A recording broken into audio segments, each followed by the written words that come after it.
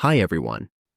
In today's tutorial, we will show you how to collect email addresses using Google Forms. Whether you need to gather responses for an event survey or registrations, we will guide you through simple steps to set it up correctly. Now, let's get started.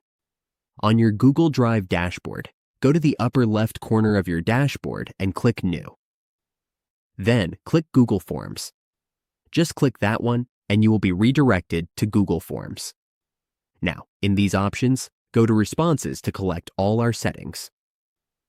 To collect all emails on Google Forms, click this again on Responses. In the drop-down box, click this. This will enable the option to collect email addresses by verified or sponsored input. Click that one. Once you are done with this, to collect email addresses, go to the bottom and click this drop-down for Form Defaults again. Set it to Responder Input. Once you are here, click these questions or create a form description, such as Email Collect or Email Responder. You can set these settings or preview it here. In your forms, you can preview.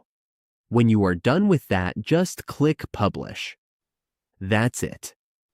Now you know how to collect emails in Google Forms quickly and efficiently. This will help you stay organized and easily follow up with your respondents.